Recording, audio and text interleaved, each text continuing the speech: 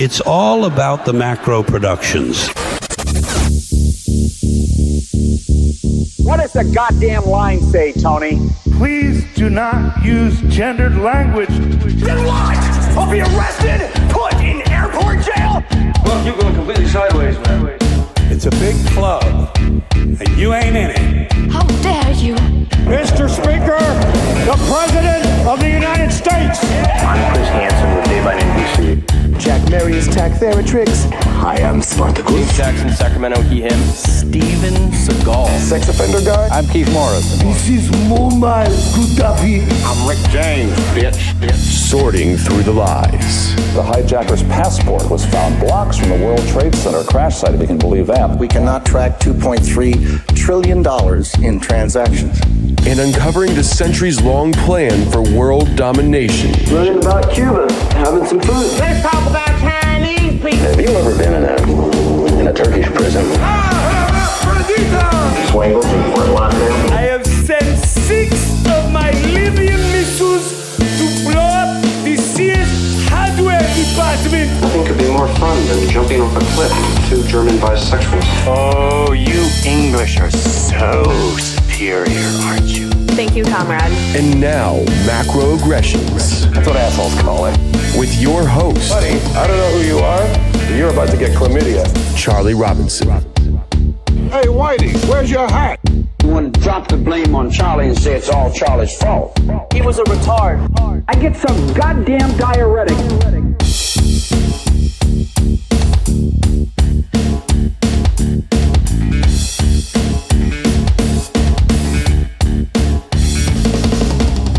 Welcome to Macroaggressions. I'm your host, Charlie Robinson. If you're watching us on Rockfin or Rumble or listening wherever podcasts are served, thanks a million. We appreciate the support. Couldn't do it without you. If you haven't rated the show already, we would appreciate it. If you think we've earned 5 stars, go ahead and give it to us. We're fighting that algorithm battle. The website, macroaggressions.io, is the best place to connect with me. You can also go to activistpost.com and naturalblaze.com to get all the latest news in alternative health and articles from the independent media. Our sponsors helped make this show happen. Thank God for them. We couldn't do it without them. They're amazing. Legal Shield has been in business for half a century in the United States and Canada, and they'll get you an attorney in your area who has on average 22 years of experience, and it's only going to cost you about $1 a day. It's the best money you'll ever spend if you're somebody that is without the documents that you need, like a will, medical directive, a financial power of attorney. Got to have that if you're an adult. It's no fun. Nobody wants to go spend a bunch of money on an attorney to do it, but you got to do it. You get those documents buttoned up, put it in your safe, and you're good to go. If you are a member of Legal Shield, you can do that right away. I'd do it in the first month if I were you. It's going to pay itself off for the next couple of years by doing that. And they'll put a little app on your phone.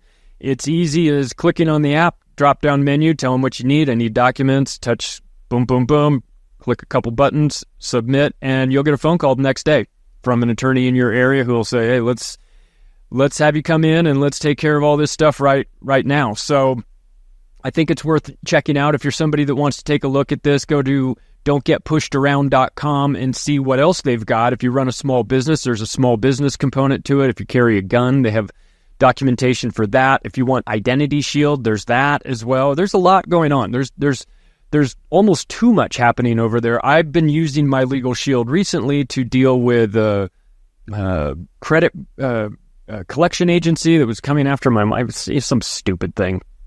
It was nonsense. I sent it over to the attorneys. They said, we'll take care of it. So that's what you do. That's what rich people do. That's what powerful people do. They have attorneys. They send that stuff over to their attorneys, and it's solved immediately. So if you're interested, go to don'tgetpushedaround.com and read more about that. Also, are you struggling with your health? I hope you're not, but sort of the theme of this show has been be proactive. Be proactive in every aspect of your life, especially with your health.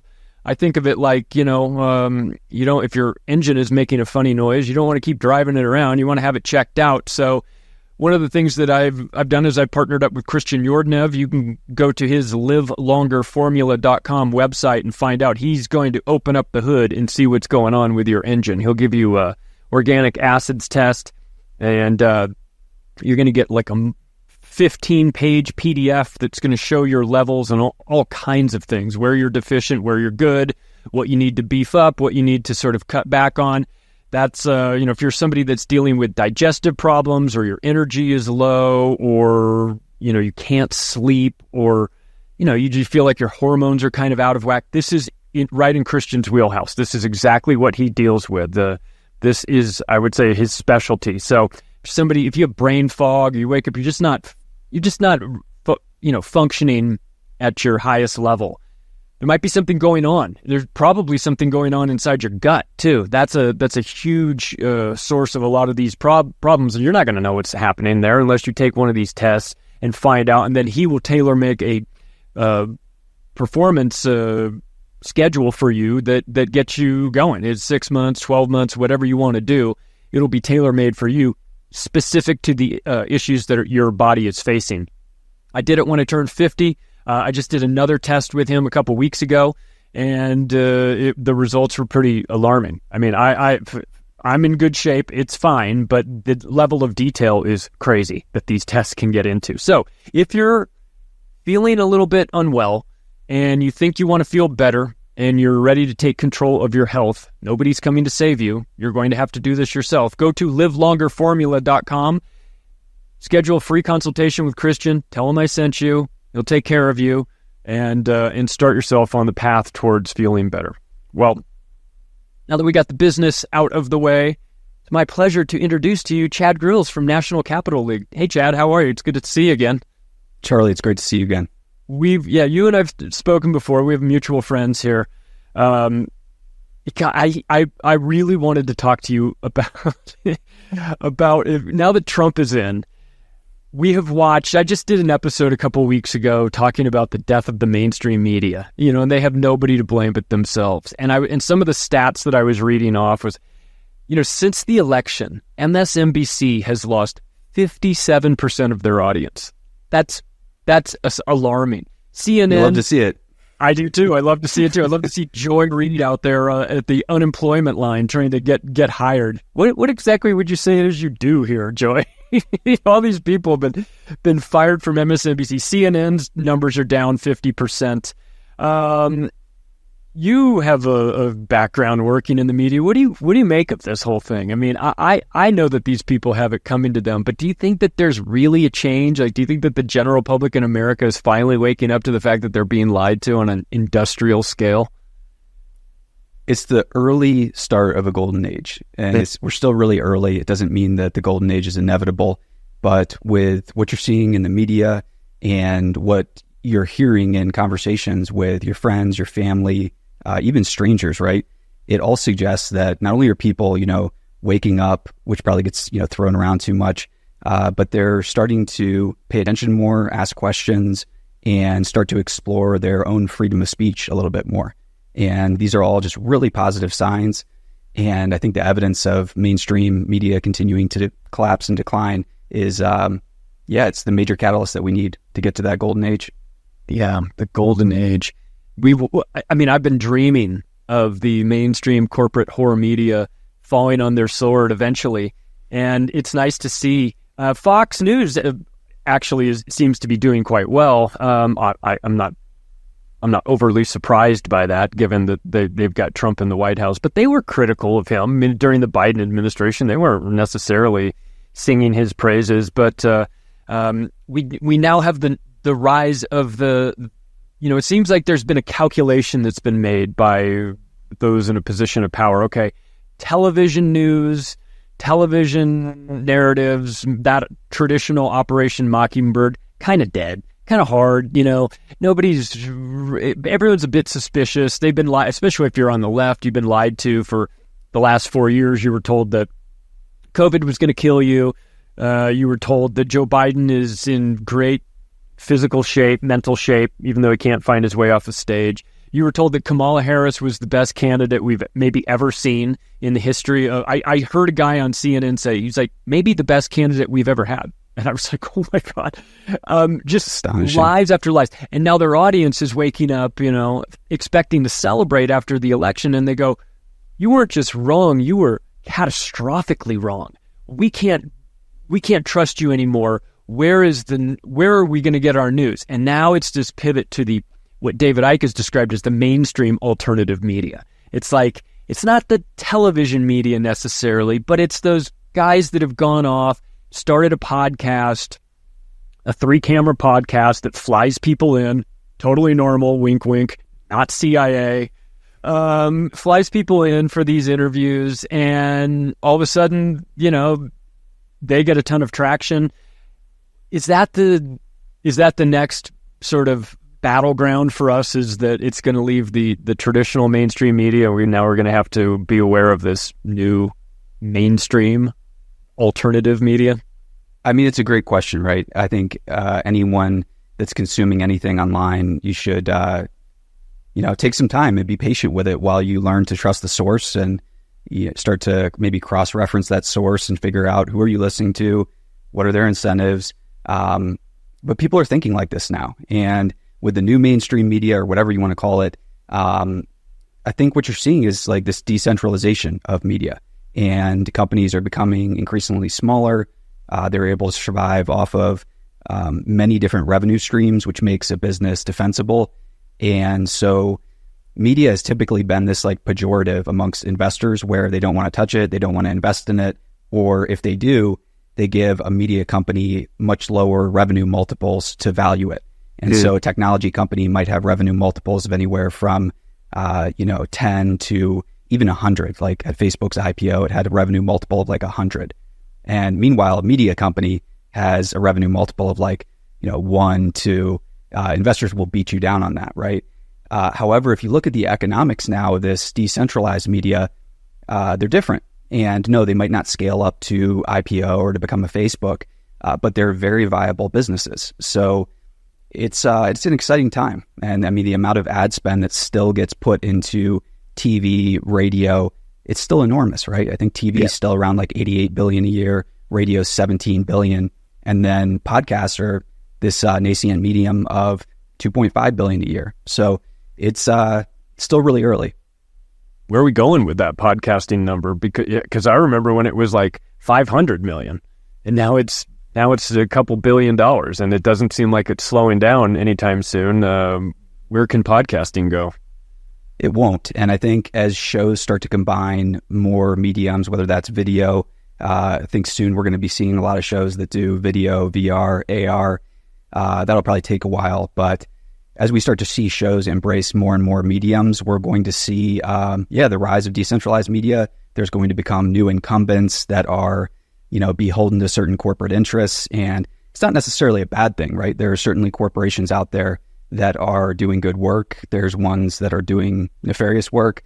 But it's going to be a dynamic time.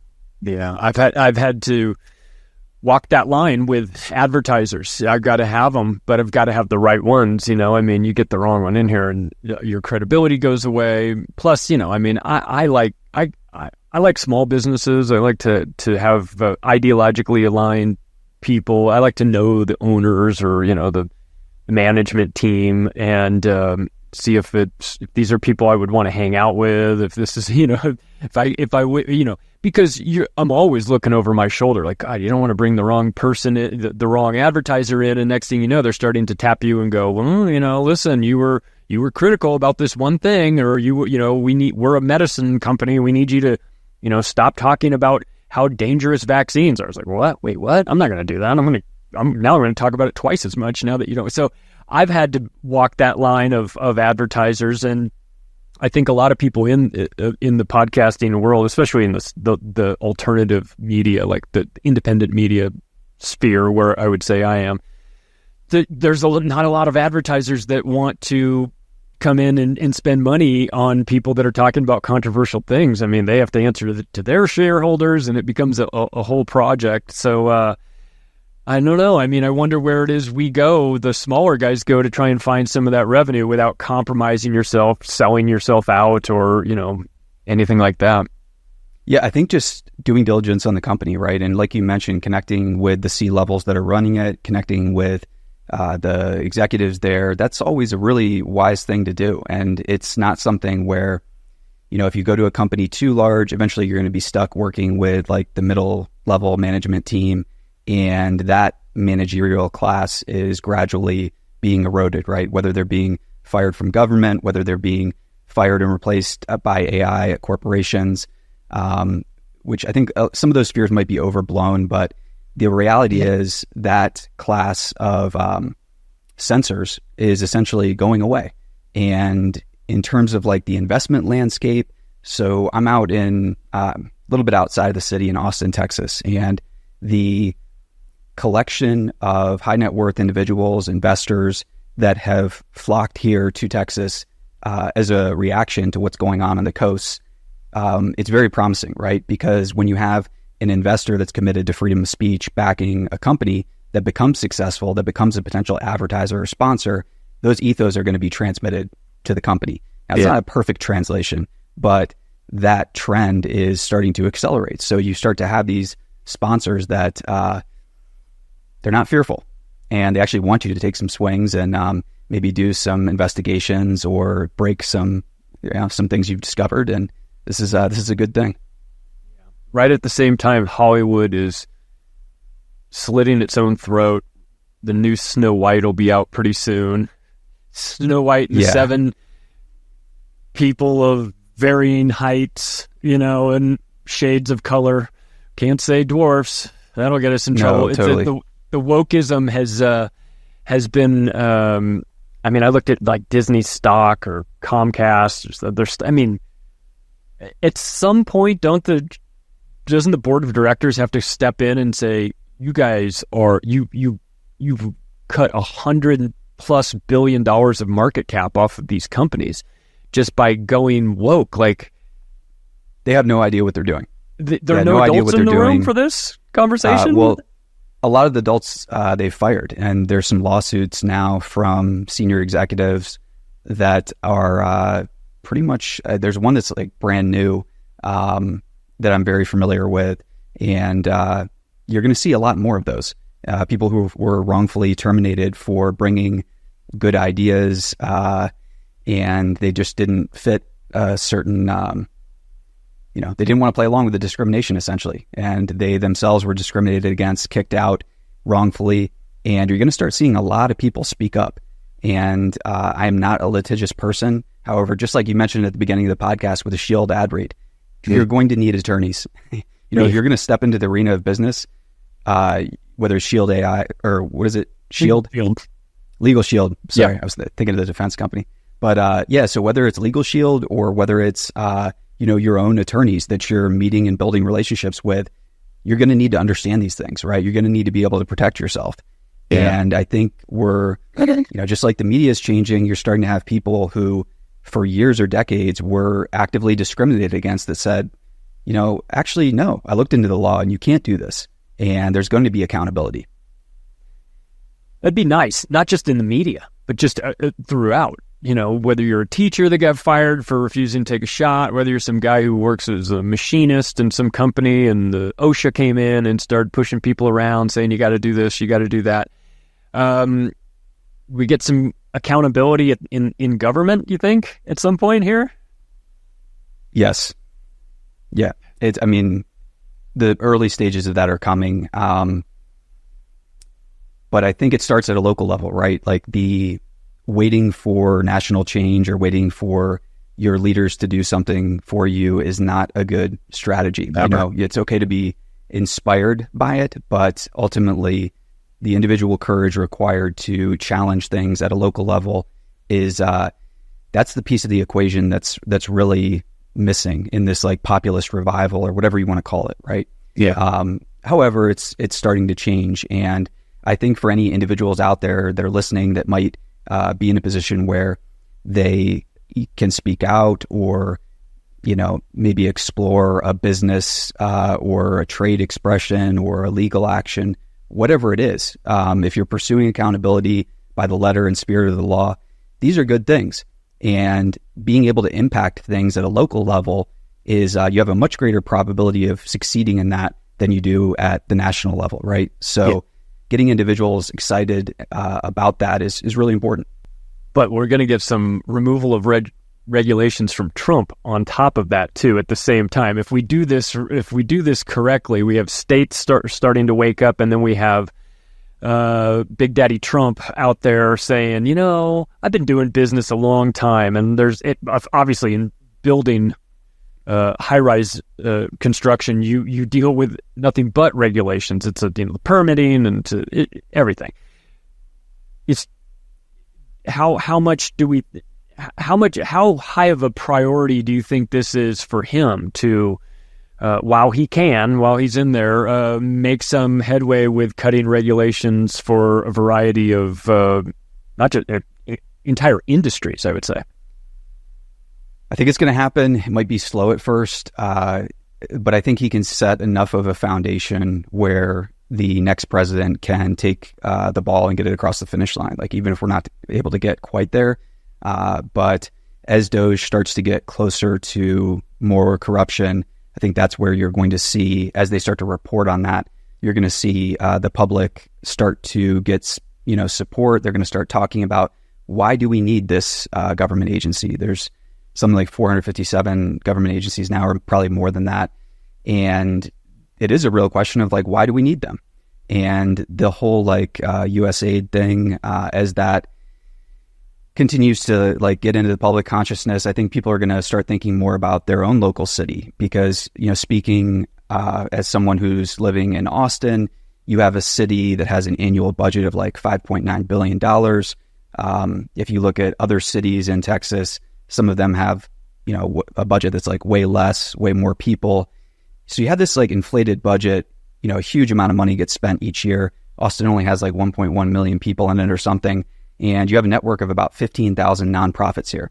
So the same problem that we have at a national level is a lot of these big left-leaning Democrat-controlled cities. It's the same thing. It's the same thing except on a smaller scale. And as that starts to be dismantled, you're going to be able to, I think, get the public support for large-scale structural reforms. Let's talk about capital allocation then on the government level, because this is where is it flowing? Where if you've got the money, we've watched Doge say, well, here's where it shouldn't be going, but where should it be rerouted to? So this is a great question, and obviously causes a lot of people to bristle, because when the second you start thinking about government spending or allocating money, people can fall into the trap of thinking it's a communist thing, or it needs to be more of a capitalist thing, or it's crony capitalism, whatever. The point is that there's capital being allocated. It's going to be spent, it's going to be used, or it's going to be saved in some form or fashion. And I first got interested in this topic. I was doing a self-directed study in economics. I was studying under Dr. Chambers, who's now on the Council of Economic Advisors, brilliant economist. And I was just studying, it was Obama's stimulus plan. And that was what the whole, self-directed study that I'd created was, to essentially just follow the money, right? And the answer is it gets allocated to many different nonprofits, and the nonprofit in turn pays the person that's ideologically aligned an overinflated salary, and they don't do much, if anything. And then they dole out that money to their friends that are activists, that are all about communism. They're about taking people's rights away. And so, whenever you're in doubt, just follow the money and you can kind of learn what's happening. But that's been the status quo for national capital allocation for quite some time, which is it goes to the government, then it goes to nonprofits, and then it goes to Democrats. And then they do nothing with it except squander it. Pretty much. Yeah. So so now the Democrats are out. We've got a Republican in there. We've heard about opening up Anwar in Alaska for energy, for more drilling. We've heard about opening up the renewing oil lease, offshore oil leases in the Gulf of America now. Where would you allocate capital? How would you allocate it differently under, if it's not, obviously can't go to these nonprofits, these NGOs that are squandering it, but that's really relatively, that's been going on since the 70s. We've been seeing that for a long time. So it's nothing entirely new, but I think we've had a look inside recently, and people are going, wait, we knew that there was government waste, and we knew it was pretty bad, but we didn't realize it was to this extent. I think the general public was kind of opening their eyes to it. They know that there's a ton of money flowing into the government. It's got to go somewhere. You got 4 years to allocate it differently. How would we do that this time around? Great question. I think just starting with the minimal functions that you're going to need to operate government at a balanced budget level, I think that's a wise place to start. DOGE is approaching, their target, I think, is $2 trillion of cuts to get the budget back to a balanced position. They're at about $200 billion of cuts right now. That's exciting. The first place with any surplus, I think, is just like an individual needs a savings account, a country needs a sovereign wealth fund. The countries that are the most successful over time, they have sovereign wealth funds. The U.S. states that are most successful, they have their own sovereign wealth funds, like Texas. Texas has 2, Alaska has 1. And that's the starting place, right?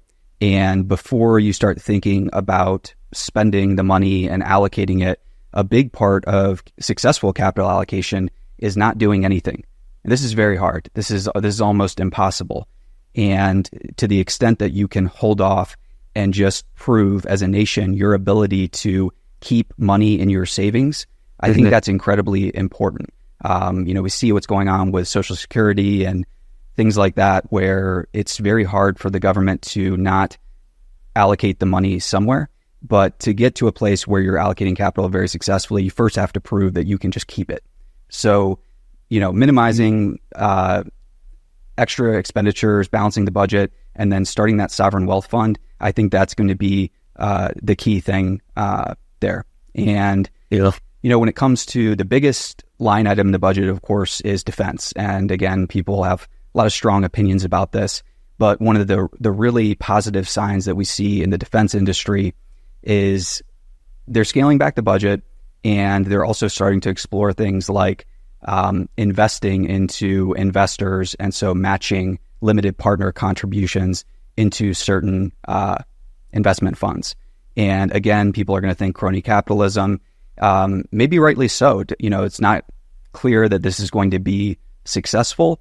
But if we look at where our technology, a lot of our comforts of modern life came from, for better or worse, they were through DoD investment.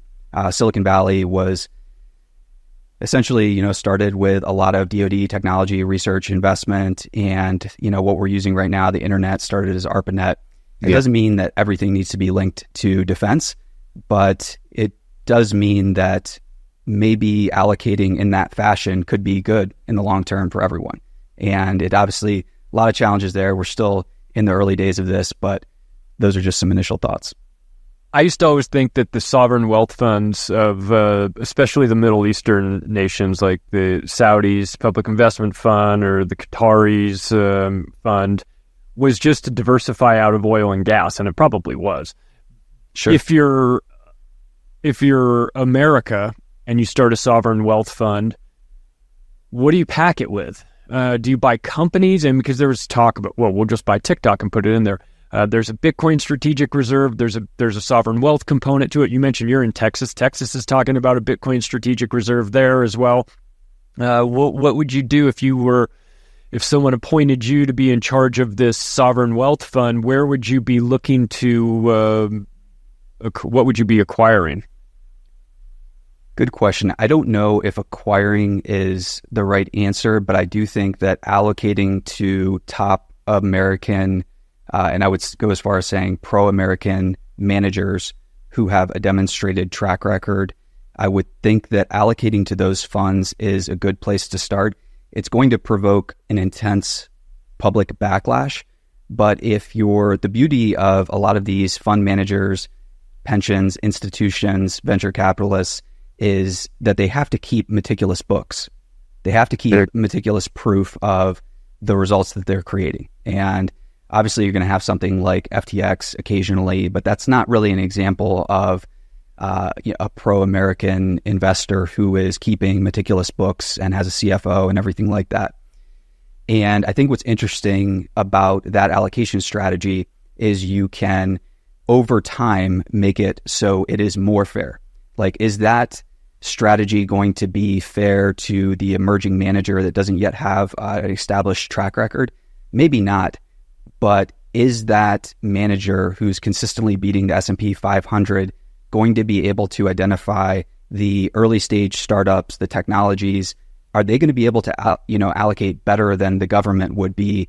Or do we want to create a situation where all of these governments are owning big companies? And the idea of the U.S. owning TikTok is just really bad on a number of levels. But so that's really the first approach, would be letting the people who have risen in the arena start to manage and allocate that capital. And the fees that they're generating and everything can be public knowledge.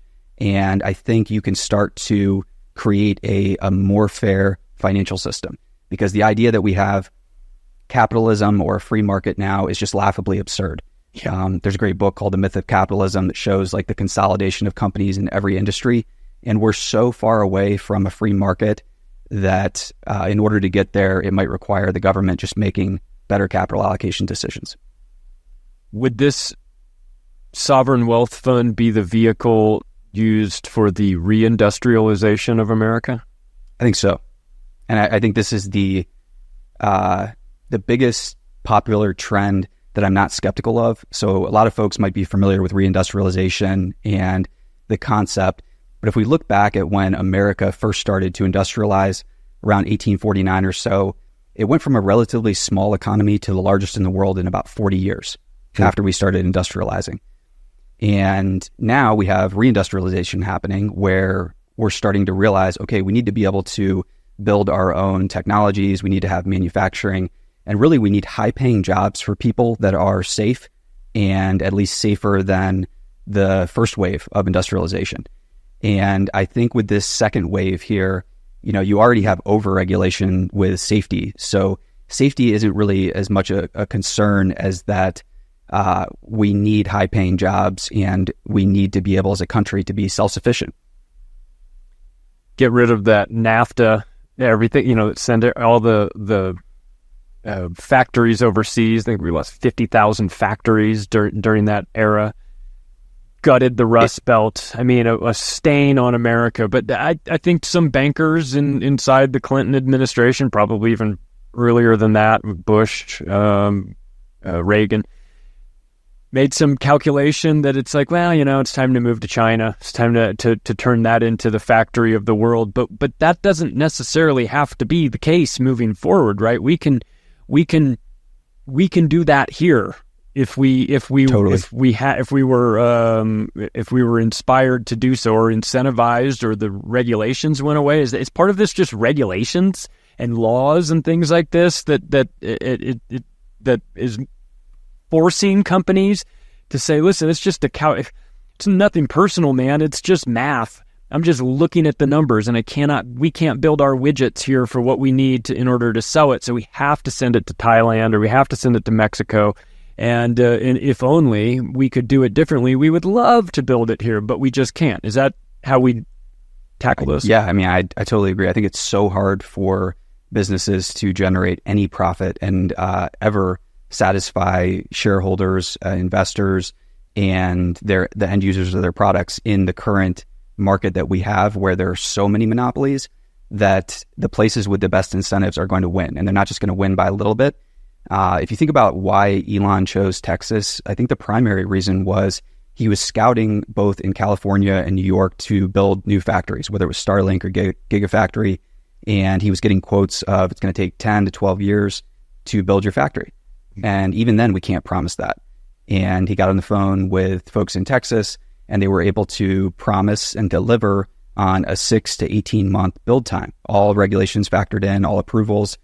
And again, it's like, not saying that, everything and, every situation like that needs to be decided by the government, but ultimately, the government is the arbiter. And if you have ease of a building and getting to market, and if you can give a CEO or allocator of capital predictability, they're going to take it. And so, Texas has set a huge precedent with that, and the flood of businesses to the state has been, it's going through a boom right now, but I think people just have no idea what the future of the Texas economy is going to be. It's going to be big. Well, yeah, if you're running a company and the Biden administration is in charge and they're sending in OSHA to make your people wear masks or stand 6 feet apart, or they're reimagining your restaurant. They're saying, well, you can't have your restaurant operating inside the restaurant. You have to move it outside, and then you have to put a tarp over it. Then you have to put heaters out there, and you have to build your indoor restaurant outside. And you go, oh my God, how long is this going to go on for?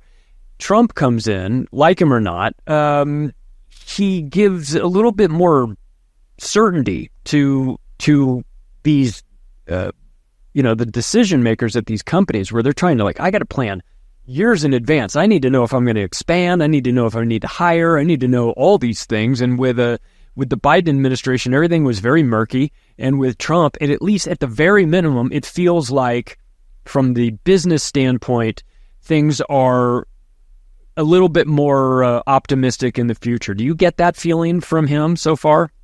Totally. Yeah, more predictability is going to lead to more opportunity for everyone involved.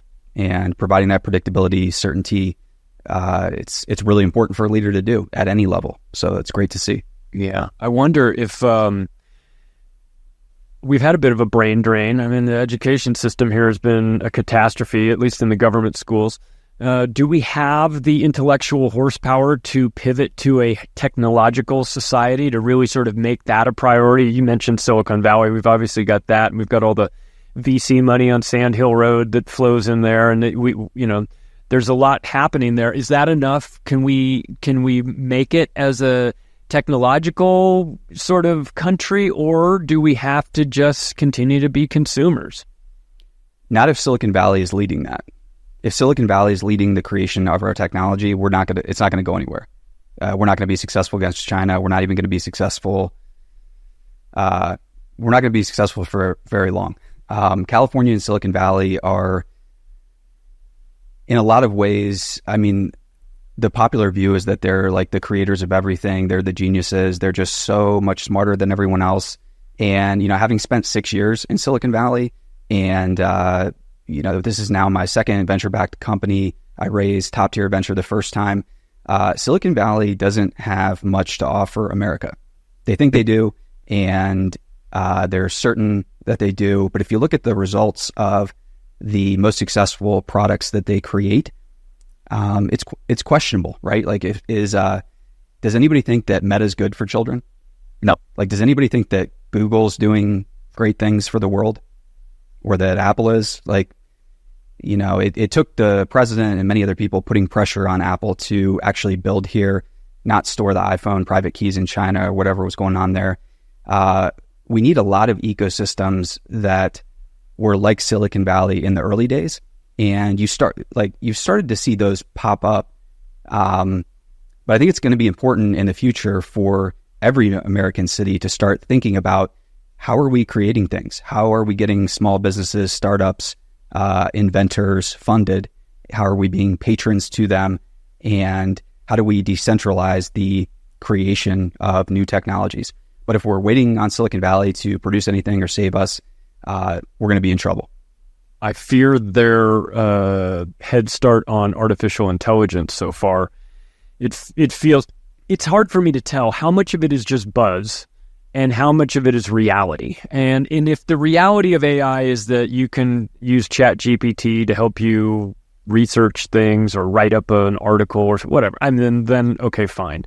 That seems like it's just the evolution of simplifying things. But if we're at a point where, I don't know, Sam Altman and Larry Ellison are in charge of the artificial intelligence, and Trump gives them $500 billion to play with, man, I get a bit nervous when those guys are in charge. What's the future of AI for the United States?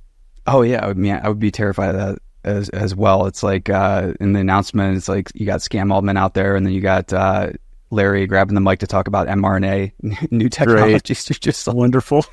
No, this is not what anybody wants. Who are you talking to?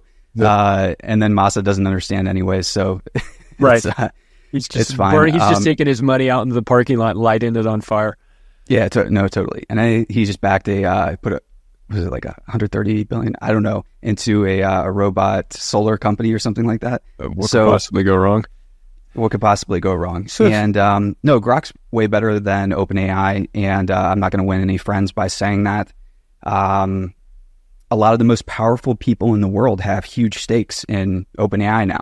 Yeah. And anytime you speak out against that, you're not going to win any friends. However, I think the exciting thing about kind of like the revolution that we're going through from a technological and cultural standpoint is that there are going to be many winners. And Silicon Valley is so accustomed to winner-take-all dynamics. A lot of the investors there believe in that. They believe that you have to become a monopoly. You have to succeed at whatever cost. They're only looking for people that will do whatever it takes.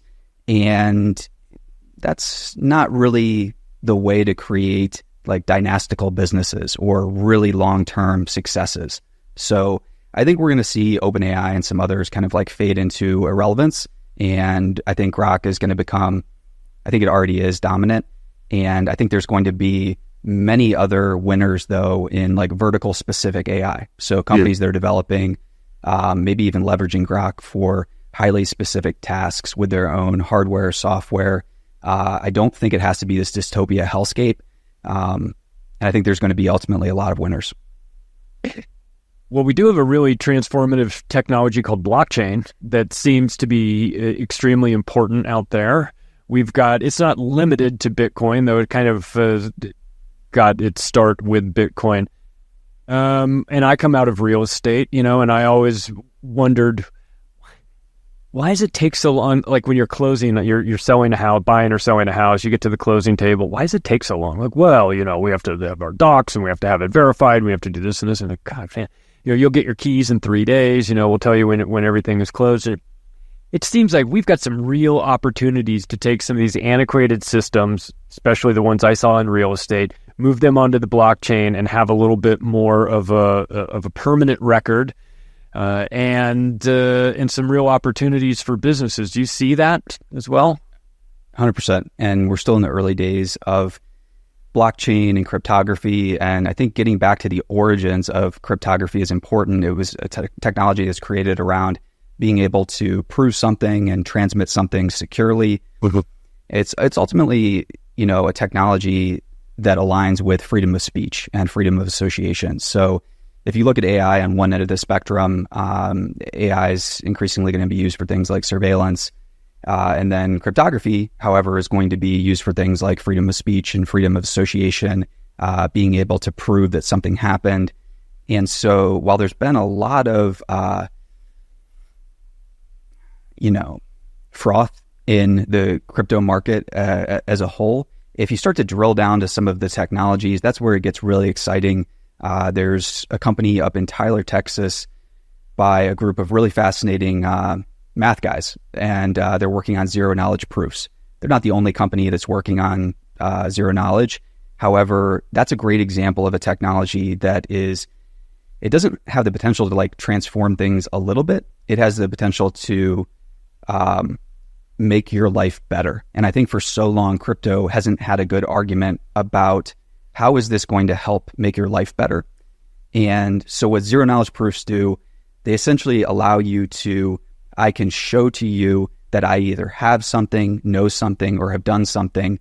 And without showing you how I did it, the technology proves that I am in fact telling the truth. So if you think about how would that work at scale when businesses can interact, or in finance, or just when two people are, approaching an investment or a business deal or anything like that, zero knowledge proofs is a great example of like how cryptography is evolving to a place where it could make your life better. Interesting. You come out of the military, right? You got a military background. I'm always fascinated. There's an interesting group of people that come out of the military with an entrepreneurial mindset. What were some of the lessons you learned in the military that actually do translate into the civilian world? Sure. So I've always been interested in business, and when I graduated high school, I wanted to the end goal was to have my own business, and I ended up going into the military. That was also just another aspiration of mine. It was I think males especially are going to look for and eventually find a proving ritual.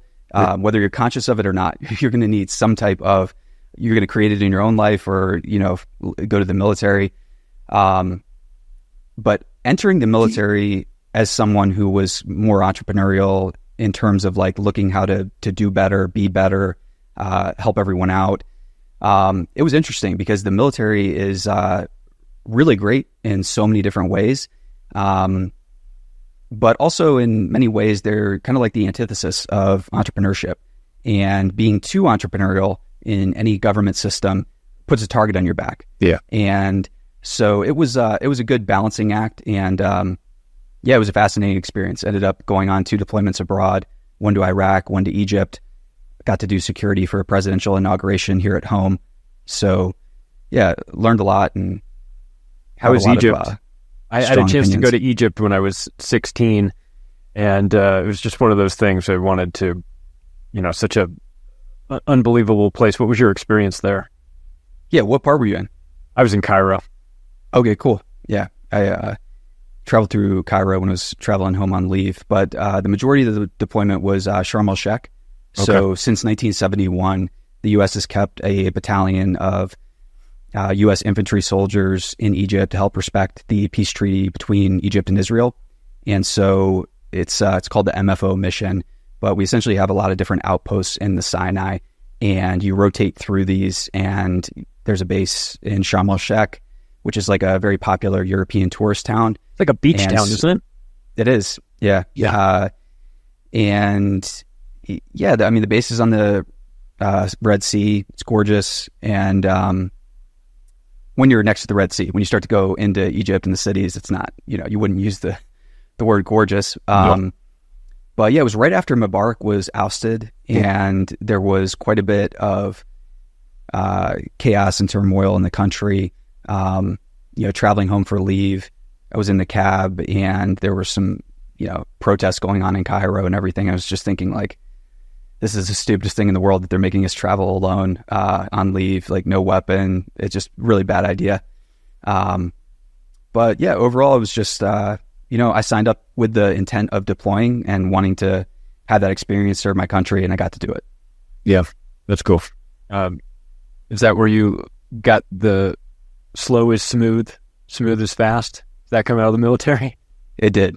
Yeah. The military's got many sayings, and the whole slow is smooth, smooth is fast is a mantra that gets repeated, and it's good. I find myself reflecting on it from time to time, especially in business where there's that tendency to, do instead of just taking a step back and being patient. So it's something I reflect on from time to time.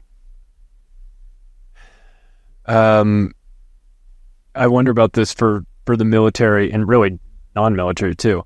The idea of us getting replaced, the soldiers getting replaced by robots, or the pilots getting replaced by drones, or the humans getting replaced by AI. Like, are we Americans in America, are we psychologically ready to be replaced by robots? And what does that do to this whole? I mean, I guess let's keep it in the military for now. Like, is the military ready to be replaced by robots? Because I've seen all the Terminators. I know what happens. Eventually the Sam Altmans of the world create these automated robots, and then the case can be made. Well, we don't need to send our people out there to die. We could send this, T9000 out there to do it for them. I mean, is the military looking at that stuff right now in a real way? Sure. And just one caveat, I don't know if Sam has nefarious motives. I think oftentimes people that get enormous success, that are enormously successful from a financial standpoint, are thrust into these like impossible positions. Mm-hmm. So I certainly want to, point that out. And any type of power like that is very, very difficult to wield and, be effective with. So, but yeah, if I think about the whole robots question, I think that in many ways, a lot of the robotics and humanoids things, they're not really something to fear as much as it's a dependable helper. And I think you're starting to see that now with Grok and other things where people are terrified of it, but what is the reality? Like, the reality is you have a very effective research assistant now, and that's kind of nice. Could it get to a Dune-like place where, or Terminator-like place? Maybe, but not if humans continue to create it and put different things in place where, we're becoming better ourselves, we're becoming better people. Ultimately, I think all of these technologies are just a reflection of ourselves, and any technology can be dual use. It can be used for good, it can be used for bad. So the extent to which we improve our own selves is going to be the extent to which these technologies are either used for war or to defend, protect, enrich our own lives. Yeah, I've got no problem with using AI or some sort of version of that to help automate my tasks a little bit more. I've talked to one of the guys I do a podcast with, who's in cybersecurity. He says, I use it all the time. I'll ask it to write me a code for this or that, or some sort of thing, and it'll write a code. And he'll say, I like some of that code, or I like the whole code, or I'll use it. So he uses it to sort of supplement or augment his job in a reasonable way. I worry where I do worry about it is the direction of universal basic income. Hey, you guys are going to be replaced by robots. You in California, you're pushing for a $20 minimum wage at McDonald's. Well, some guy is looking at a spreadsheet, making a calculation. And he's going, man, at $18 an hour, we go to robots, and you guys pushed to 20 and now we're at robots. So get out. So I wonder where that line is between we're here to help you, and then it's like you're being replaced because the robot doesn't complain about its schedule. The robot never misses the bus. The robot doesn't have drama, show up high, all the things, and you can depend on it. And we're seeing already going to touch screens at Wendy's and things like that. I've heard Wendy's tease a concept. I'm not trying to pick on the fast food industry, but it just is one of these things. Talking about dynamic pricing at Wendy's, it's like, well, if you go at 12 o'clock, your double cheeseburger is going to be $10, but if you go at 3 o'clock, then it'll be $7 because there's less traffic. I mean, is that kind of the direction we're going with this technology? I mean, it's an important question to consider, and I think to the extent that anyone that's coming up in the world of work is alone, they're going to be boxed out and they're going to be replaced very quickly. And I think that the challenge for all of us is, you're going to need to find the others. You're going to need to find the other people who are your friends. You're going to need to have your family. You're going to need to not necessarily join like a labor union, right? But there's going to need to be groups that can negotiate, and you're going to have to figure out how to negotiate. And I think that is the biggest challenge that I don't think anyone has figured out, and UBI is not going to solve it. And it's ultimately on the shoulders of the education system. I think there is a lot that maybe the government could remove, like the Department of Education, to set the stage for all of the pop-up schools and training facilities that are going to be able to help train individuals so they can collaborate together and then negotiate in order to get a living wage, or I can't believe I'm saying living wage. It sounds pretty like AOC flared, but they're going to need to be able to, So better education and more freedom of choice. The more that we can have freedom of choice, the more that we're going to get back or closer to a free market. And I think, with a proliferation of small schools and new training options, I'm really hopeful about that. I have a couple of friends that are in that space, and the demand for the welding, the nursing jobs, the things that are going to take much longer to replace by robots, they're starting to go up. And those are also the fields where we have the biggest shortage. That's good. We need that. And there's been a demonization of trades over the last, decades or so. And you can laugh at that plumber all you want, man, but that guy goes on nice vacations when he needs to. There's demand for that, and there's certain things that that are always going to be needed. What you're somebody who's started companies, raised money. What excites you? What are you working on nowadays? Where are you investing your time and energy and resources? Yeah, building National Capital League, and we're essentially in stealth, but I'm building the product and network that I want. And when it comes to making money or raising money in a way that's aligned with your values, it's actually really tricky. It's really hard to figure out in a lot of sense, like, who are you working for? Like, if you take investor money, many investors, they have their own limited partners, and it's tough to know, like, who are you helping make more money? And I think as an entrepreneur that's gone through, building several companies, getting to a couple million in revenue, $1 million free cash flow, and, preparing to do that again and starting to approach that, what's interesting is there's this asymmetry of information. And so whether you're an ambitious young person, whether you're a first-time entrepreneur, whether you're an accredited investor, it's very hard for you to get the same information that the largest money sources and corporations in the world have. And that disparity creates this market where you have a lot of unnecessary distortions. So I see just a huge opportunity here to help people make more money or raise more money in a way that's aligned with their values. And it's still early stages, but starting to get a lot of momentum. And the unique thing about Austin is so many people who have been through something similar are here. And so it's, I'll keep you updated when we launch. But okay.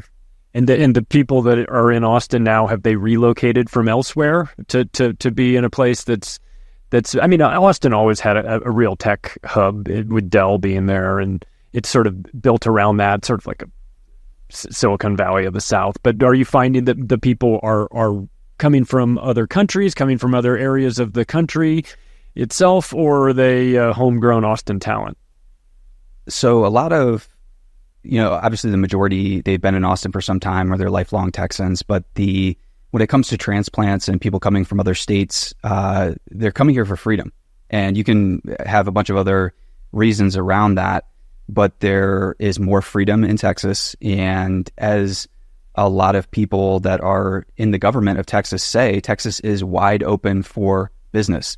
And if you go down the list of all of the different Texasisms or Texas talk and lingo that the state has, it is truly a unique culture where it's okay to be entrepreneurial.